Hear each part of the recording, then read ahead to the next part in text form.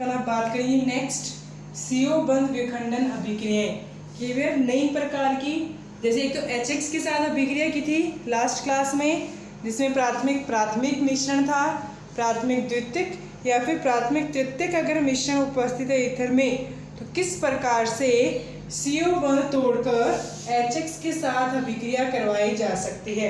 ये एक प्रकार की अपन ने CO बंध विखंडन की अभिक्रिया देखी थी। अब अपन देखेंगे नेक्स्ट प्रकार की CO बंध विखंडन अभिक्रिया, जिसमें अपन देखेंगे जल अपघटन। कौन से देखेंगे? जल अपघटन। जल के साथ ईथर का, जल के द्वारा ईथर का अपघटन अपने को करवाना है, जिसको अपन बोल सकते हैं जल अपघटन।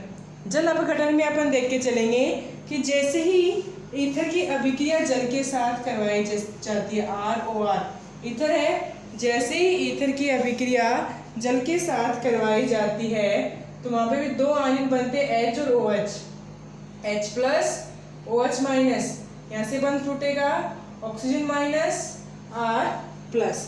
ऐसे अलग अलग प्रकार के आयन बनते हैं ईथर और जल के अंदर। जैसे ही अभिक्रिया होगी किसकी उपस्थिति में अपन बोल सकते हैं तनु H2SO4 की उपस्थिति। तनु अपन बोल सकते हैं जहाँ पे विलायक की मात्रा ज़्यादा होती है और विलय की मात्रा कम होती है। जैसे अपन बोल सकते हैं पूरा अपन ने कोई भी विलयन लिया है तो उस विलयन में अगर विलय की मात्रा कम है और विलायक की मात्रा ज़्यादा है, मीन्स अगर मान लेते हैं जल की मात्रा ज़्यादा है, शुगर सॉल्यूशन है, ठीक है, अगर उस सकरा सॉल्यूशन के अंदर या फिर शुगर सॉल्यूशन के अंदर सकरा का विलयन है, शुगर का अगर पूरा विलयन है, तो उसमें अगर शुगर की मात्रा कम होगी जल के बजाय शुगर की मात्रा अगर कम होगी तब तो होगा तनु विलयन। लेकिन अगर अत्यधिक मात्रा में अगर शुगर उपस्थित है जल के अंदर, सेम वही जल के अंदर 1 लीटर जल के अंदर पहले कम मात्रा में शुगर उपस्थित है और उसी 1 लीटर में अगर ज़्यादा मात्रा में शुगर उपस्थित है, तो दोनों एक दूसरे के कंपेयर में जहाँ पे मात्रा कम है वो तनु विलयन कहलाएगा और जहाँ पे मात्रा ज़्यादा है वो सांद्र विलयन कहलाएगा। तो यहाँ पे तनु H2SO4 बोल सकते हैं, मीन्स पूरे विलयन के अंदर H2SO4 की मात्रा कम है। ज़्यादा मात्रा में अम्लीय सॉल्यूशन ना लेके अपन क्या लेंगे H2SO4 तनु लेके चलेंगे, जहाँ पे H2SO4 की मात्रा पूरे विलयन में कम मिलेगी। तो अपन बोल सकते हैं तनु जहाँ पे विलय की मात्रा कम होती है, सांद्र जहाँ पे विलय की मात्रा ज़्यादा होती है विलायक के कंपेयर में, ठीक है। तो वो सॉल्यूशन या फिर वो विलयन जहाँ पे विलय की मात्रा कम होती है तनु विलयन कहलाएगा और जहाँ पे विलय की मात्रा ज़्यादा होगी वो सांद्र विलयन कहलाएगा। तो जैसे ही ईथर की अभिक्रिया जल के साथ करवाई जाती तनु H2SO4 की उपस्थिति में, तो R O के साथ आएगा प्लस का H और R OH, तो किसका निर्माण होगा? एल्कोहल का निर्माण होगा। जैसे ही जल अपघटन ईथर का जल के द्वारा करवाया जाता है तो वहाँ पे एल्कोहल के अणुओं का निर्माण होगा। 2 अल्कोहल के अणु वहाँ पे मिल सकते हैं। अगर यहाँ पे CH3 समूह होगा तो यहाँ पे क्या बन सकता है CH3OH और प्लस में CH3OH बन सकता है। लेकिन अगर यहाँ पे C2H5 इथाइल समूह है तो यहाँ पे C2H5OH इथेनॉल, C2H5OH इथेनॉल का निर्माण हो सकता है। तो अल्किल समूह पे निर्भर करता है कौन से प्रकार के अल्कोहल का निर्माण यहाँ पे होगा। क्योंकि पहले प्रकार, दूसरे प्रकार की CO बंध विखंडन की अभिक्रिया जिसको बोला गया जल अपघटन। अपघटन मीन्स H2O के साथ जल के साथ अभिक्रिया कर 2 भागों में तोड़कर कौन से प्रकार का मॉलिक्यूल या फिर कौन से प्रकार का अणु यहाँ पे बन सकता है। तो अपन बोल सकते हैं जैसे ही ईथर का तनु H2SO4 की उपस्थिति में जल अपघटन करवाया जाएगा तो वहाँ पे एल्कोहल के अणुओं का निर्माण होता है। तो ये दूसरे प्रकार की CO बंध विखंडन की अभिक्रिया। फिर नेक्स्ट अपन देखेंगे अपचयन। थर्ड प्रकार की अभिक्रिया होगी अपचयन। जल अपघटन के बाद कौन सी हो जाएगी, अपचयन, वहां पे इसको अपन बोल सकते हैं रिडक्शन। थर्ड प्रकार की होगी CO बंध टूटने पे थर्ड प्रकार की अभिक्रिया है अपचयन। अलग अलग प्रकार से यहाँ पे अपन अपचयन करके चलेंगे ईथर का। तो अपन यहाँ पे नेक्स्ट CO बंध टूटने की अभिक्रिया है अपचयन। जैसे बोला कि जैसे ही ईथर की अभिक्रिया अपचयन करवाने किसकी उपस्थिति में, सोडियम या फिर द्रव NH3 द्रव अमोनिया की उपस्थिति में, जैसे ईथर का अपचयन करवाया जाता है सोडियम या फिर द्रव अमोनिया की उपस्थिति में, सिर्फ किसके द्वारा, हाइड्रोजन के द्वारा, हाइड्रोजन के द्वारा अपचयन करवाया जा रहा है। तो जैसे हाइड्रोजन के द्वारा अपचयन होगा यहाँ से बंध टूटेगा, जैसे ही बंध टूटेगा दोनों के साथ एक एक हाइड्रोजन जाएगा। तो एक तो बनेगा ROH और एक बनेगा RH, एक तो बनेगा एल्कोहल। तो जैसे ईथर का अपचयन करवाया जाता है सोडियम या फिर द्रव NH3 की उपस्थिति में हाइड्रोजन के द्वारा अपचयन करवाया जाएगा, तो एक तो बनेगा एल्कोहल और एक बनेगा अल्केन। क्या बनेगा, एक तो अल्कोहल बनेगा और एक वहां पे अल्किल समूह का निर्माण होगा। जैसे ये था CH3OCH3, जैसे सेम उपस्थिति में सोडियम और द्रव NH3 की उपस्थिति में जैसे अभिक्रिया होगी और अपचयन करवाया जाएगा हाइड्रोजन के द्वारा सोडियम और द्रव NH3 की उपस्थिति में, तो यहाँ से बंध टूटेगा। तो एक तो CH3OH इथेनॉल बनेगा और एक अपन बोल सकते हैं CH3 पे 3 हाइड्रोजन है, एक और हाइड्रोजन 4 मीथेन का निर्माण होगा। तो अल्केन बना है, एक अल्कोहल बनेगा और एक अल्केन का निर्माण वहां पे होगा जैसे ही ईथर का हाइड्रोजन के द्वारा अपचयन होगा सोडियम और द्रव NH3 की उपस्थिति में। तो एक प्रकार का अपचयन तो ये है। दूसरे प्रकार का अपचयन बोला कि अगर ईथर का अपचयन करवाया जा रहा है हाइड्रोजन हैलाइड्स की उपस्थिति में, क्या बोल सकते हैं, हाइड्रोजन हैलाइड या फिर हाइड्रोजन आयोडाइड की उपस्थिति में जैसे अपचयन करवाया जा रहा है, 4 अणु अपन लेके चलेंगे अभिक्रिया बैलेंस रखने के लिए, ठीक है। तो 4 अणु HI के साथ जैसी अभिक्रिया करवाई जा रही है किसकी उपस्थिति में, लाल फॉस्फोरस की उपस्थिति में जैसे ही ताप करवाया जाएगा, हीट करवाया जाएगा ईथर को या फिर ईथर का अपचयन करवाया जाएगा हाइड्रोजन आयोडाइड के द्वारा लाल फास्फोरस की उपस्थिति में, लाल फास्फोरस की उपस्थिति में हाइड्रोजन आयोडाइड के द्वारा अगर अपचयन करवाया जाएगा ईथर का, तो वहाँ पे 2 प्रकार के क्या मॉलिक्यूल्स बन सकते हैं। यहाँ पे जो बंध टूटेगा वो दोनों तरफ से, दोनों प्रकार के CO बंध यहाँ पे टूटेंगे। क्या होगा, दोनों प्रकार, क्योंकि जहाँ पे भी फास्फोरस उपस्थित होता है ऑक्सीजन के दोनों साइड के बंध टूटेंगे। दोनों साइड के बंध टूटने पे क्या होगा, जैसे हाइड्रोजन के साथ RH, 2 अणु किसके मिलेंगे, 2 अल्किल समूह है, 2 अल्केन का निर्माण यहाँ पे होगा, 2 अल्केन यहाँ पे बनेंगे, ठीक है। साथ में एक बन जाएगा यहाँ पे जल का अणु H2O, ठीक है, और साथ में 2I2, 2 आयोडीन के अणु यहाँ से निकल जाएंगे, एक जल का अणु बन जाएगा और 2 अल्किल ग्रुप यहाँ पे बनेंगे। जैसे यहाँ पे अगर CH3CH2O CH2CH3 उपस्थित होता, 4HI की उपस्थित, 4HI के साथ अपचयन, लास्ट फॉस्फोरस की उपस्थिति में हीट करवाया जाता, ताप करवाया जाता, दोनों बंध टूटेंगे इधर से, 2 तो बनेंगे CH3CH3, दोनों बंध टूटे, दोनों के साथ एक एक हाइड्रोजन जुड़ेगा, मीथेन का निर्माण होगा, साथ में H2O निकल जाएगा, 2 I2 के अणु निकल जाएंगे। तो अल्केन का निर्माण होता है हाइड्रोजन आयोडाइड के साथ अपचयन करवाने पे, ठीक है। 2 प्रकार के अपचयन देखें, या तो ओनली हाइड्रोजन के साथ सोडियम और द्रव NH3 की उपस्थिति में, तब तो एक एल्कोहल बनेगा और एक अल्केन बनेगा। लेकिन जैसे ही हाइड्रोजन आयोडाइड की साथ अपचयन करवाया जाता है लाल फास्फोरस की उपस्थिति में, तो वहाँ पे सिर्फ अल्केन का निर्माण होता है, एल्कोहल वहाँ पे नहीं बनता। तो होगी थर्ड प्रकार की CO बंध विखंडन की थर्ड प्रकार की अभिक्रिया अपचयन। फिर बात आती है एसिटिल क्लोराइड और एसिटिक अनहाइड्राइड के साथ अभिक्रिया। CO बंध विखंडन की ही है नेक्स्ट प्रकार की, या तो एसिटिल क्लोराइड या फिर एसिटिक अनहाइड्राइड के साथ अभिक्रिया अगर ईथर की करवाई जाएगी तब भी CO बंध टूटेगा, विखंडन होगा और एक प्रकार की रासायनिक अभिक्रिया होगी।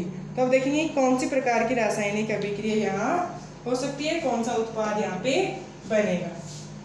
तो अपन बोल सकते हैं CH3 double bond OCl acetyl chloride, क्या बोल सकते हैं इसको,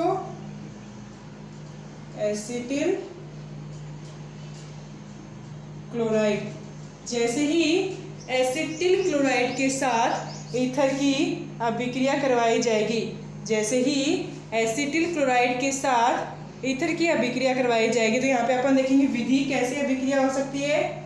यहाँ पे मान लेते हैं डाई इथाइल ईथर यहाँ पे उपस्थित है, C2H5O C2H5 di ethyl ether उपस्थित है।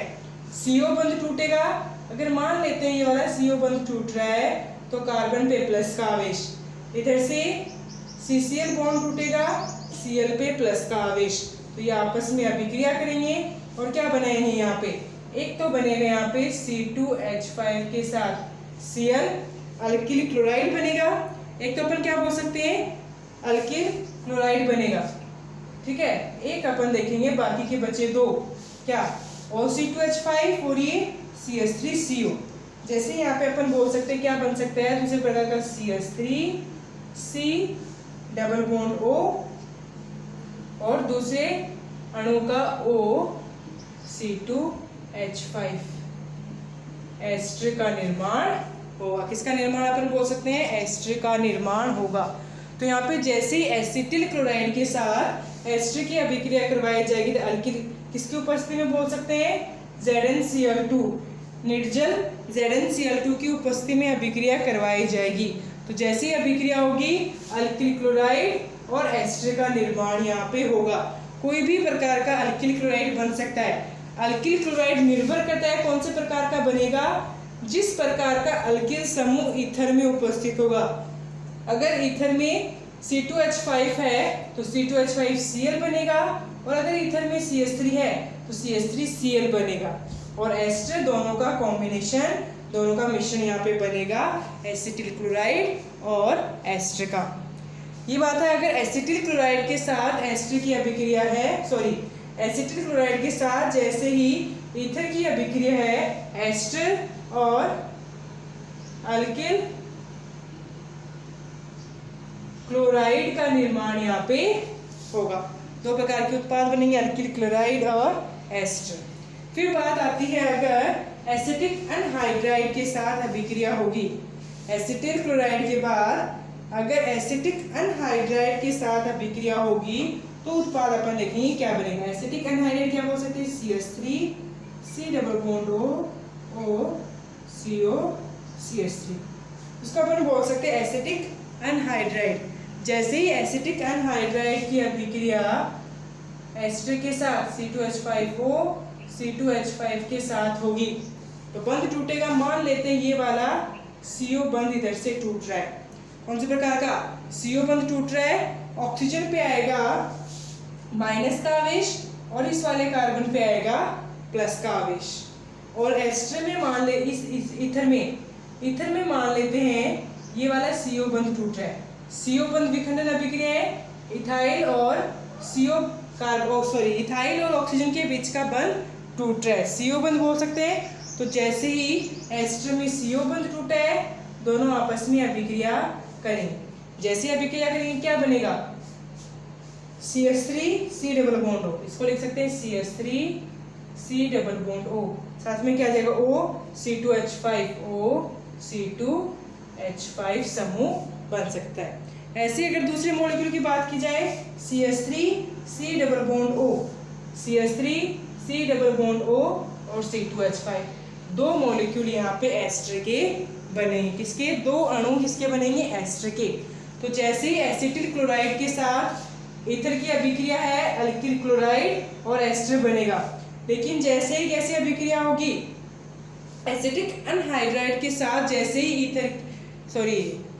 ईथर की अभिक्रिया होगी, जैसे ही एसिटिक अनहाइड्राइड के साथ ईथर की अभिक्रिया होगी, दो मॉलिक्यूल या फिर दो अणु एस्टर के ही बनेंगे। दोनों अणु किसके होंगे? एस्टर के, ना कि अल्किल हैलाइड। यहाँ पे दोनों अणु किसके बनेंगे? एस्टर के ही बनेंगे। तो ये बात होगी रासायनिक अभिक्रिया में CO बंध विखंडन की अलग अलग प्रकार की रासायनिक अभिक्रिया। अब अपन देखेंगे फोर्थ प्रकार की या फिर अन्य रासायनिक अभिक्रिया।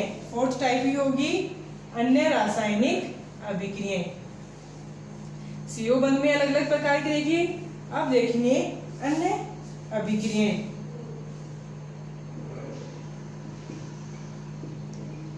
अन्य अभिक्रियाएं देखेंगे, जैसे सबसे पहले आप बोल रहा है अन्य अभिक्रिया अपन देखेंगे, जैसे सबसे पहले बोल रहा है निर्जलीकरण। क्या बोल सकते हैं? निर्जलीकरण बोल रहे हैं मीन्स वाटर का या फिर जल का अणु ईथर से निकलेगा। किससे निकलेगा? ईथर से एक जल का अणु निकलेगा। निर्जलीकरण मीन्स जल की कमी होना, निर्जलीय होना। निर्जलीय तभी हो सकता है जब वहां से जल का अणु निकलेगा। तो कैसे निकल सकता है? CH2, CH3 को खोल के लिख सकते हैं CH2H, फिर CH2 ऑक्सीजन, CH2, फिर इस CH3 को दोबारा क्या लिखेंगे? एक हाइड्रोजन अलग से अपन ने दिखाया। तो बोले कि इधर से कार्बन और ऑक्सीजन दोनों के मध्य से बंध टूटेगा। कार्बन ऑक्सीजन दोनों का एक एक बंध क्या हो गया? कम हो गया। जैसे ही दोनों का एक एक बंध कम होगा तो ये क्या करेंगे? ऑक्सीजन से अपना बंध या फिर बंध के इलेक्ट्रॉन ले लेंगे और अपने बंध का नंबर सही करेंगे। भाई यहाँ पे कितने बंध होने चाहिए? एक कार्बन पे 4, 2 हाइड्रोजन के द्वारा, एक कार्बन के द्वारा, एक ऑक्सीजन के द्वारा, 4 है। लेकिन एक ऑक्सीजन के द्वारा जो बंध था वो बंध टूटने की वजह से कार्बन पे सिर्फ ओवरऑल कितने बंध रह गए? 3 बंध ही रह गए। लेकिन ऑक्सीजन कार्बन कितने बंध बना सकता है? 4 बंध बना सकता है। इसलिए 3 बंध होने की बजाय फोर्थ वाला बंध कैसे बनाएगा? हाइड्रोजन से अपनी बॉन्डिंग बंध तोड़ पास वाले कार्बन के साथ मीन्स सेकंड वाले कार्बन के द्वारा पहले वाले कार्बन की बंध का नंबर कंप्लीट करवाया जाएगा। तो क्या बोल सकते हैं? इधर से एक हाइड्रोजन और ये ऑक्सीजन, जल का अणु निकल जाएगा और क्या बनेगा?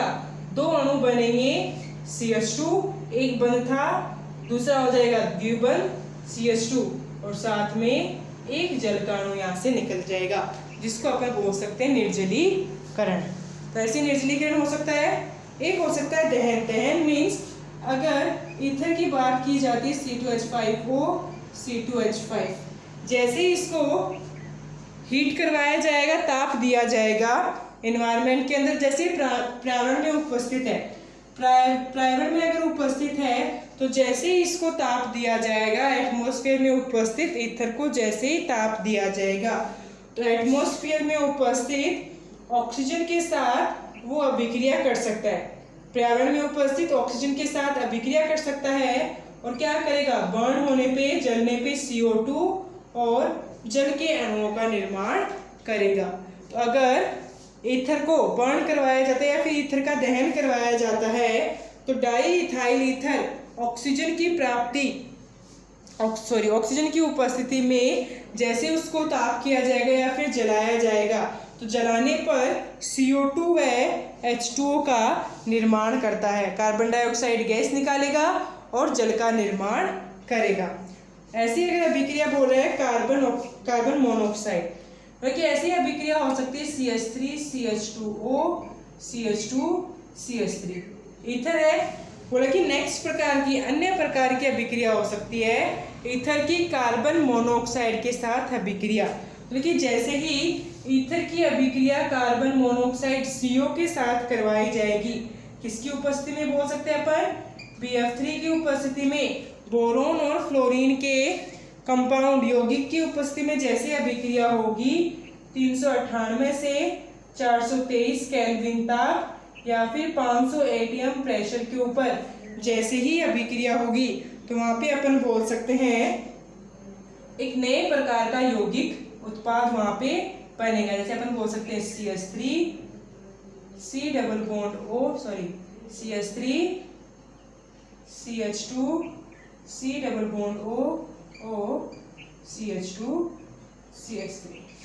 तो बोल सकते हैं एथिल प्रोपेनोएट का फॉर्मेशन वहाँ पे होगा। किसका निर्माण होगा?